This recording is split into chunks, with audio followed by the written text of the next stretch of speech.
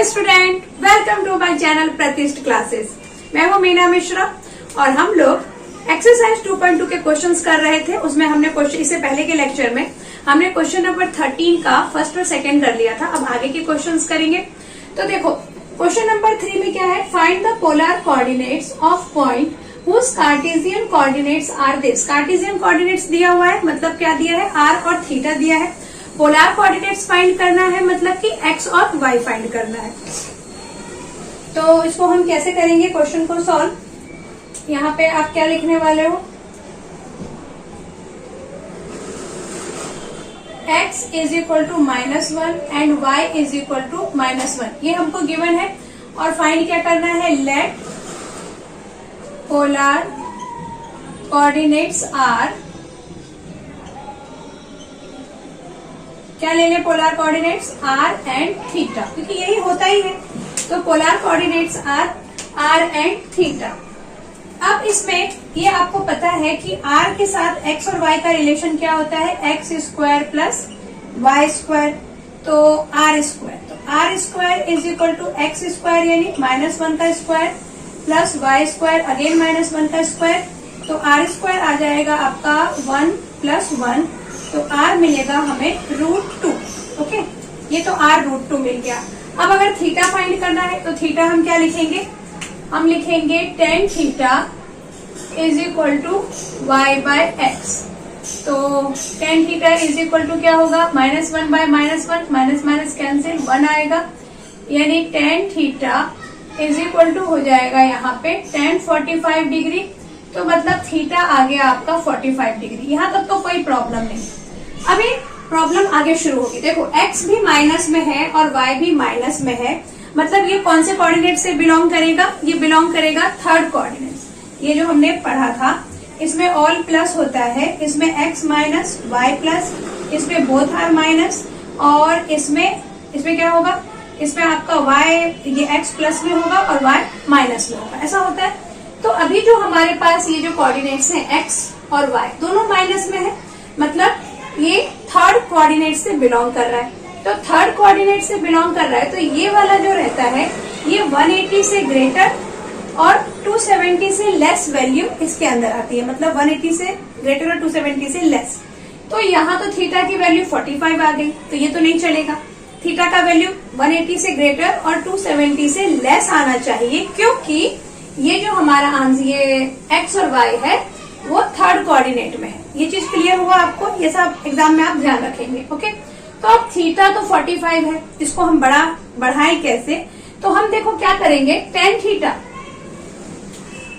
tan 45 degree लिखा है ना यहाँ पर, तो यहाँ पे आप इसको theta is equal to direct हम यहाँ 45 ना लिखें, हम इस चीज को क्या लिख सकते हैं, tan 45 को, इसको हम लिख सकते हैं tan 180 डिग्री प्लस 45 डिग्री।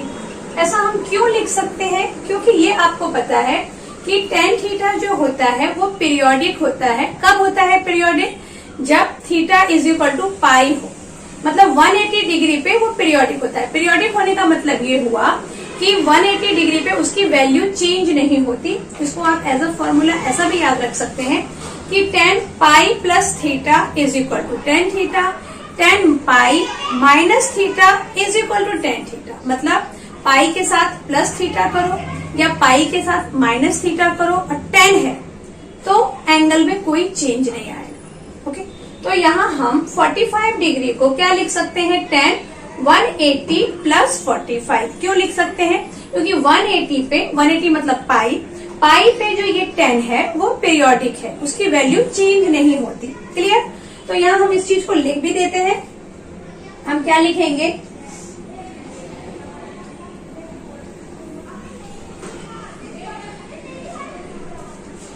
हम यहाँ लिख सकते हैं tan theta is periodic function with period 5। tan theta is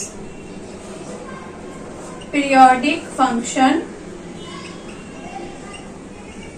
with period pi या फिर 180 डिग्री।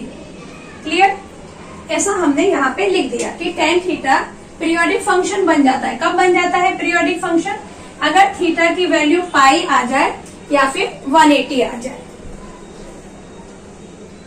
तो अब यहां से हम क्या लिख सकते हैं, ये तो क्लियर हो गया आपको ऐसा।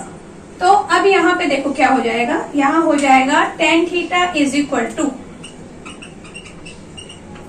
10 और यहाँ क्या आएगा 180 प्लस 45, इसको प्लस कर दो तो ये आ गया 5, 8 प्लस 4 इज 12 और 1 और 1 2, 225 डिग्री आ गया। तो 225 डिग्री आ गया, मतलब थीटा कितना आ गया 225। अब आया ना 180 से ग्रेटर और 270 से लेस। तो अब हमारा जो आंसर आएगा वो आंसर क्या है, आर क्या था हमारा, आर था √2 and theta is 225 degree. Clear हुआ आपको कि कैसे हमें पता करना है कि 45 नहीं लिखना है, हमें 45 से ज्यादा लिखना है, क्योंकि यहाँ जो आपको वैल्यू दी हुई है इस पे डिपेंड करेगा, उसके साइन पे डिपेंड करेगा। अब इसके जैसा ही एक और क्वेश्चन है इसमें, क्वेश्चन नंबर 4, वो हम देखते हैं। अब ऐसे ही क्वेश्चन नंबर 4 में क्या है देखो, पोलर कोऑर्डिनेट्स फाइंड करना है और कार्टेशियन कोऑर्डिनेट में -3 है और 1 है, मतलब x माइनस में है और y जो है वो प्लस में है। तो ये कौन से कोऑर्डिनेट से बिलोंग करेगा, ये सेकेंड कोऑर्डिनेट से बिलोंग करेगा। ओके, और सेकेंड कोऑर्डिनेट में सिर्फ साइन जो होता है, साइन प्लस में होता है और बाकी सब माइनस में होते हैं। तो यहाँ पर उसका क्या यूज होगा अभी हम देखेंगे।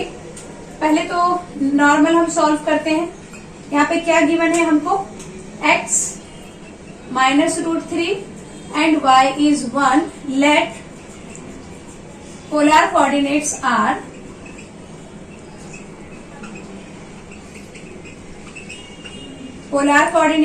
क्या है, r एंड थीटा। और r का x y के साथ रिलेशन हमने क्या पढ़ा हुआ है, r square is equal to x square plus y square, since r square is equal to x square plus y square, तो r square is equal to x यानी माइनस √3 का whole square plus y square यानी 1 का whole square. तो यहाँ से r square क्या मिलेगा आपको, माइनस √3 का स्क्वायर करेंगे तो 3 और यहाँ पे प्लस 1, तो r square is 4, it means r is √4 and what it means that r is 2। तो ये तो r हमको 2 मिल गया। अब हमें थीटा फाइंड करना है, तो थीटा के लिए क्या था कि tan theta is equal to y by x. अब यहाँ पर tan थीटा y क्या है, y is 1 and x is minus √3, तो माइनस का साइन ऊपर चला जाएगा, -1 बाय √3। तो यहाँ पर हो सकता है tan theta is equal to 1 by √3 कब आता है, tan थीटा में 1 बाय √3 आता है जब होता है tan 30 डिग्री। तो यहाँ हम इस चीज को लिख सकते हैं -30 डिग्री ऐसा। अब tan 30 डिग्री हो गया, -tan 30 डिग्री। तो इसमें देखो -tan 30 डिग्री को आप क्या लिख सकते हो, यहाँ पर ये tan theta is equal to हम इसको लिख सकते हैं tan -30 डिग्री, क्योंकि यहाँ पे आप लिख दो since tan minus theta is equal to -tan theta. -tan theta क्यों, क्योंकि ये जो अगर थीटा माइनस में हुआ तो सिर्फ cos ही ऐसा वैल्यू है कि cos माइनस थीटा पॉजिटिव होता है, cos थीटा होता है। बाकी सबके साथ क्या होता है, अगर एंगल माइनस में हुआ तो ये यहाँ पे जो आंसर आएगा वो आपको माइनस में ही मिलेगा। सिर्फ cos के साथ क्या होता है कि cos minus theta is equal to cos theta. बाकी सारी वैल्यू के लिए ये tan minus theta is equal to -tan theta, sin minus theta is equal to -sin theta, ये सब मैंने आपको पहले के लेक्चर में एक्सप्लेन किया हुआ है। तो होप कि आपको ये सब आता होगा। तो यहाँ पे ऐसा आ गया। अब देखो यहाँ पर ये जो हमारा वैल्यू है ये सेकेंड क्वाड्रेंट से बिलोंग करता है। तो सेकेंड क्वाड्रेंट से बिलोंग करने का मतलब हुआ कि थीटा की जो वैल्यू है वो ग्रेटर देन 90 होगी और लेस देन 180 होगा। क्लियर। लेकिन यहाँ तो हमारा थीटा कितना आ रहा है, -30 डिग्री आ रहा है, तो ये तो नहीं चलेगा। तो यहाँ हम क्या लिख सकते हैं थीटा को, इसको आप ऐसा लिख सकते हो tan theta is equal to tan 180 degree minus theta. क्यों लिख सकते हैं, because tan theta is periodic with period pi, जो कि अभी हमने लिखा था कि पाई पे वो पीरियोडिक हो जाता है। रीजन लिख देते हैं हम, tan theta is periodic with period pi, pi is 180 degree. अभी मैंने इसको अच्छे से समझाया आपको, तो मैं वापस नहीं बोलूंगी। tan 180 माइनस 30 डिग्री, तो इसका आंसर यही आएगा। तो अब आप इस चीज को कैसे लिख सकते हो? आप इसको लिख सकते हो tan theta is equal to tan 180 minus 30 is 150 degree. तो इसका मतलब थीटा आपका कितना आ गया? 150 डिग्री आ गया। और फिर हमारा आंसर क्या आ जाएगा? आर कितना था हमारा? आर था 2 और थीटा है 150 डिग्री। क्लियर हो गया ये क्वेश्चन आपको? ओके, अभी अगर आपको ये क्वेश्चंस क्लियर नहीं हुए, कुछ भी थोड़ा सा भी आपको डाउट है, तो आप कमेंट सेक्शन में लिखिए या मुझे मेल करिए। ईमेल आईडी डिस्क्रिप्शन बॉक्स में दिया हुआ है, या फिर आप मुझे इंस्टाग्राम पे भी मैसेज कर सकते हैं। ओके, और मेरा ये जो चैनल है, यह आपको आपकी टेक्स्ट बुक के सारे क्वेश्चंस के answer with easy explanation provide कराएगा। ये तो अभी तक आप समझ ही गए होंगे इतने सारे लेक्चर अटेंड करने के बाद कि मैं आपको हर क्वेश्चन कराने वाली हूँ। तो मेरे इस चैनल को जरूर सब्सक्राइब करिए और अपने फ्रेंड्स के साथ भी शेयर करिए। ओके, आगे के क्वेश्चंस करते हैं। Question number 14, find the value of sine 19 pi by 3। तो ये देखो 19 पाई बाई 3 जो है ये रेडियन में लिखा हुआ है, तो इसकी वैल्यू हमें फाइंड करनी है। इसकी वैल्यू हम कैसे फाइंड करेंगे? इसके लिए आपको ऐसे करना है। देखो 19 पाई बाई 3, पहले तो हम इसको ब्रेक करें कि एक्चुअली ये लिखा क्या है। तो 19 पाई बाई 3 को ब्रेक करने का तरीका ये है कि इसको आप 3 से डिवाइड करो। तो 3 6 पाई, 6 जा 18 पाई, और यहाँ जब आप इसको माइनस करेंगे तो ये आएगा सिर्फ पाई।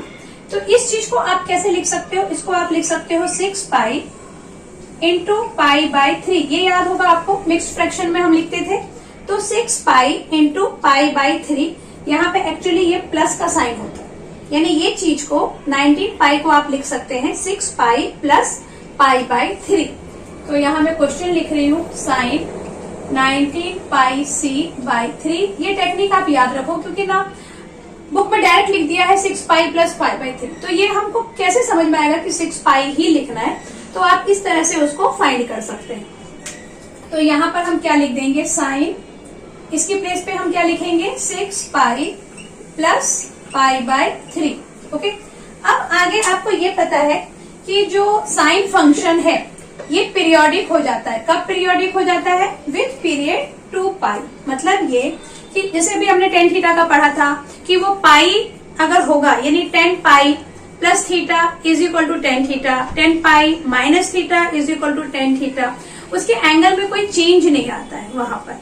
तो वैसे ही साइन के साथ 2 पाई के केस में है, साइन और कॉस के साथ 2 पाई में वो पीरियोडिक हो जाता है। तो पीरियोडिक हो जाता है मतलब कि उसकी वैल्यू एंगल में कोई चेंज नहीं आएगा। तो हम ये देखेंगे कि 6 पाई को आप 2 पाई में कैसे कन्वर्ट कर सकते हैं। तो पहले तो हम ये लिख दें कि since sine function is periodic with period 2 pi, sine function is periodic with function 2 पाई के साथ वो पीरियोडिक है। ओके, ये हमने लिख दिया। तो अब हम इसको क्या लिख सकते हैं? इसको हम लिख सकते हैं साइन 6 पाई को आप लिख सकते हो 3 इंटू 2 पाई। 2 पाई 3 टाइम है तो 2 पाई खत्म, और यहाँ पे बचा प्लस पाई बाय 3। तो यहाँ का ये क्या हो गया? 2 पाई प्लस थीटा। तो 2 पाई प्लस थीटा मतलब क्या? Sine theta. यहाँ पे आ जाएगा sine theta. Sine theta means what? Sine pi by 3। तो साइन पाई बाय 3 का मतलब क्या हुआ? कितने का वैल्यू फाइंड करना है? इसको भी फाइंड करने का ये तरीका है कि पाई 180 होता है, ये 3 1 जा 60, मतलब हमें किसकी वैल्यू फाइंड करनी है? 60 डिग्री की। तो साइन 60 डिग्री का वैल्यू कितना होता है? √3/2। तो इसका मतलब ये हुआ कि साइन 19 पाई बाय 3, इसका आंसर क्या आएगा? √3/2। क्लियर हो गया ये? पहले आपको इसको ब्रेक करना है और फिर इस तरह से हमें एंगल फाइंड करना है। ऐसे ही ये जो कॉस है, cos 1140 डिग्री, अब इसका वैल्यू फाइंड करना है। तो पहले तो हम ये देखें कि आप इसको कितना ब्रेक कर सकते हैं। ब्रेक करना मतलब देखो, अभी जैसा मैंने बताया कि 2 पाई में पीरियोडिक होगा, तो इसमें से कितने 2 पाई हम निकाल सकते हैं। 2 पाई निकालना मतलब 360 निकालना, तो इसमें से कितने 360 आप निकाल सकते हो।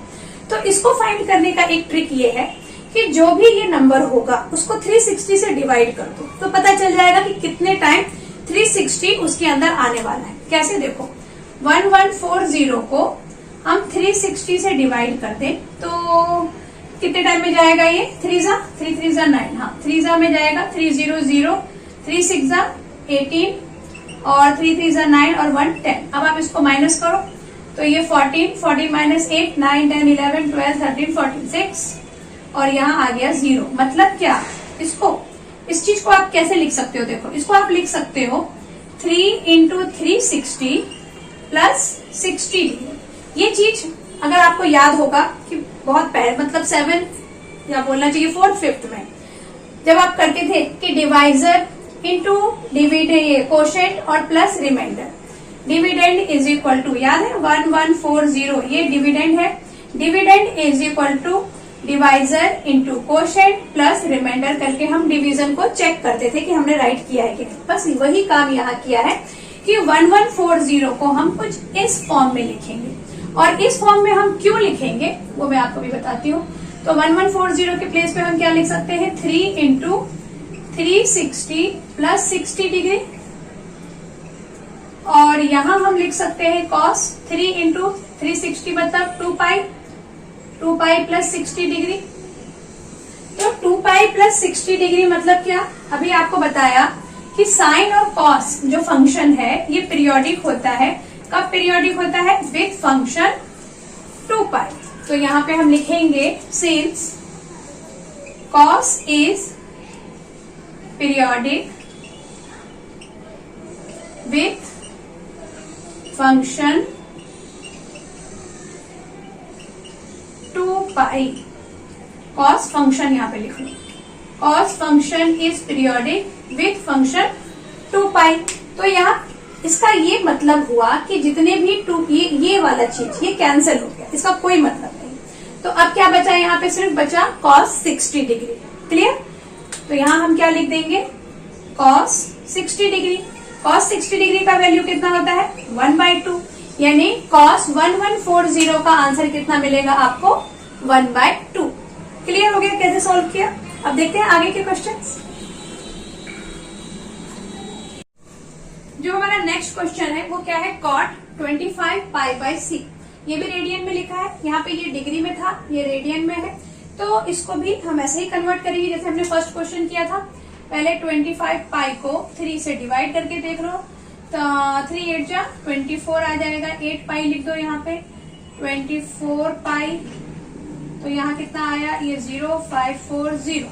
तो आंसर कितना होना चाहिए हमारा, 5 - 4 = 1, ये 0 नहीं आएगा, यहाँ आएगा पाई, मतलब ये पाई आया। यानी इस चीज को आप लिख सकते हो, इसको क्या लिख सकते हैं हम, 8 पाई प्लस ये क्वोशंट साइड में और ये पाई ऊपर और ये 3 यहाँ नीचे, इस तरह से लिखते हैं मिक्स फ्रैक्शन, अभी हमने देखा था। तो यहाँ हम इस चीज को आप कैसे लिख सकते हो, 25 π/3 को 8 पाई प्लस π/3। अब 8 पाई मतलब क्या, तो कॉट जो है ये कॉट कब होगा, पीरियोडिक होगा विथ पीरियड पाई, क्योंकि ये 10 का इनवर्स होता है ना कॉट। तो अगर 10 पीरियोडिक होता है पाई पर, तो कॉट भी कब पीरियोडिक होगा, पाई में। तो हम यहाँ क्या लिखेंगे, cot function is periodic with function pi.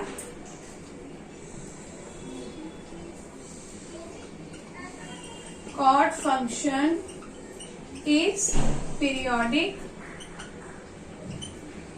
With function pi 6। तो ये हमने लिख दिया।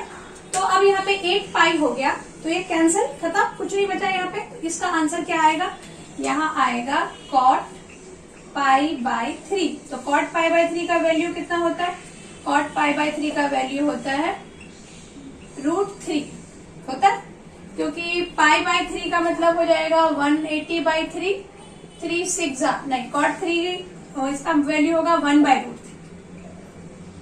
क्योंकि tan 60 डिग्री का वैल्यू √3 होता है, तो cot 60 डिग्री का वैल्यू क्या होगा 1/√3। तो ये आंसर आ गया। अब इसके बाद जो क्वेश्चन है वो कुछ प्रूफ है और वो हम लोग देखेंगे कि कैसे सॉल्व करना है।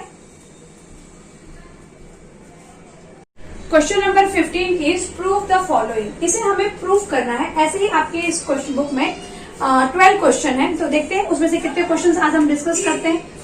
तो यहाँ देखो 1 + tan² a plus 1 + 1/tan² a is equal to 1/sin² a minus sin⁴। ये प्रूफ करना है।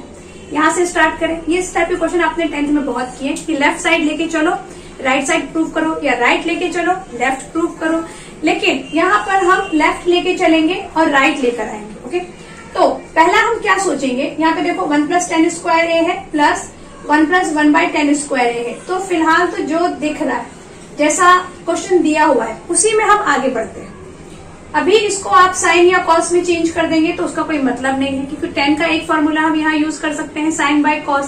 तो यहाँ आंसर में तो cos नहीं है ना, तो क्यों cos लाना है।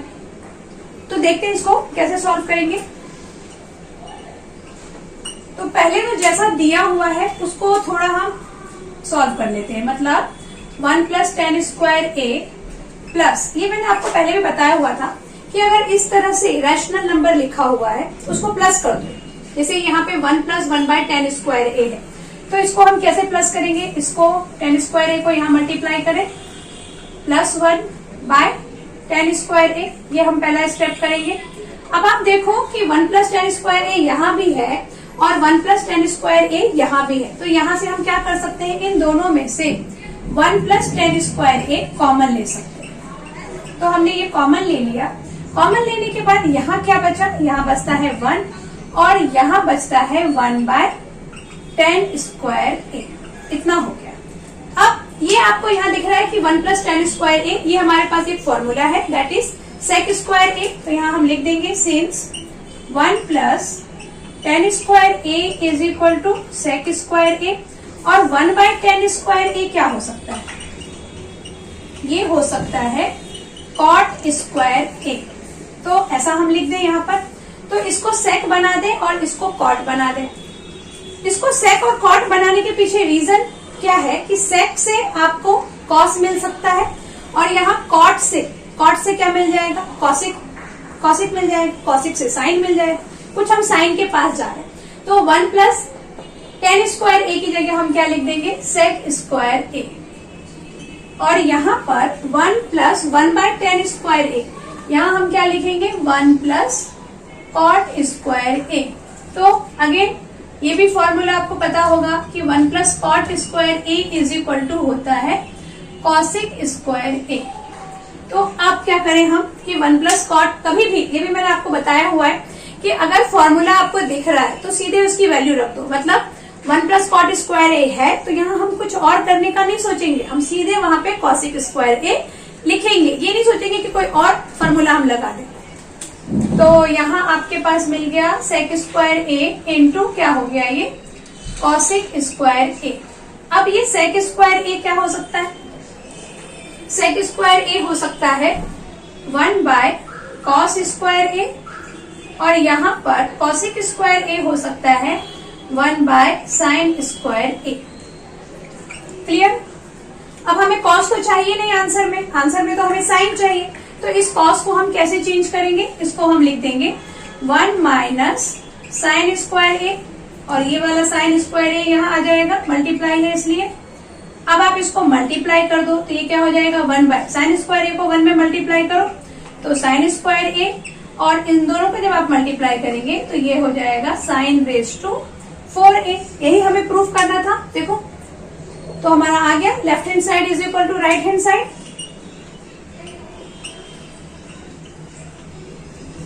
क्लियर हुआ ये क्वेश्चन कि कैसे प्रूफ करना है, कैसे सोचना है। देखो यहाँ पे इस टाइप से लिखा हुआ था, कभी भी ऐसा कुछ अगर फंक्शन लिखा है तो पहला हम तो सोचेंगे कि इसको प्लस कर देते, तो ऐसा हमने इसको प्लस कर दिया, यहाँ बन गया। फिर हमने देखा कि 1 + tan² a दोनों के पास है, तो जो चीज सबके पास हो उसमें फिर हमारा पहला जो दिमाग दौड़ता है वो क्या कि कॉमन ले लेते हैं। तो यहाँ हमने कॉमन ले लिया। अब यहाँ 1/tan² a का क्या हो सकता है, cot² a हो सकता है।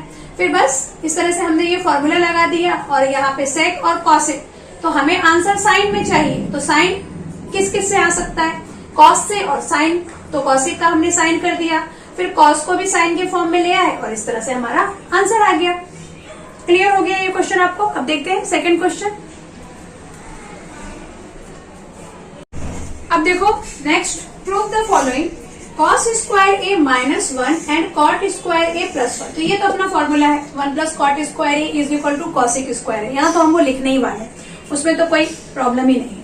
लेकिन यहाँ क्या हो गया गड़बड़, यहाँ गड़बड़ ये हो गई है कि जो हमारा फॉर्मूला है वो है 1 माइनस कॉस स्क्वायर a, और यहाँ लिखा है कॉस स्क्वायर a माइनस 1। तो हम क्या करें, माइनस बाहर निकाल देते हैं, मल्टीप्लाई कर देते हैं या कॉमन ले लेते हैं। यहाँ से माइनस बाहर निकाला तो ये चीज क्या हो जाएगा, माइनस का अंदर आप ऐसा ही बोल सकते हैं, मल्टीप्लाई कर दिया तो ये 1 प्लस में हो गया और कॉस स्क्वायर किस में आ गया, माइनस में। और ये तो जैसा है इसको वैसे ही रहने दो, 1 प्लस कॉट स्क्वायर ए। अब 1 माइनस कॉस स्क्वायर ए क्या होता है, साइन स्क्वायर ए, और 1 प्लस कॉट स्क्वायर ए क्या होता है, कॉसिक स्क्वायर ए। ये हमने यहाँ पे यूज किया फॉर्मूला। अब यहाँ पे देखो ये हो गया आपका साइन स्क्वायर ए, और कॉसिक स्क्वायर ए को आप क्या लिख सकते हैं, 1 बाय साइन स्क्वायर ए। ऐसा हम क्यों लिख रहे हैं, क्योंकि हमें -1 चाहिए, मतलब सब कैंसिल हो जाए। तो बस देखो कैंसिल हो गया, ये कैंसिल, तो आंसर आ गया -1। It means left hand side is equal to right hand. Clear हो गया क्वेश्चन कैसे सॉल्व किया। तो इस लेक्चर को यहीं पे बंद करती हूँ, और जो बाकी के क्वेश्चन है वो हम लोग नेक्स्ट लेक्चर में डिस्कस करेंगे। Okay, thanks for watching.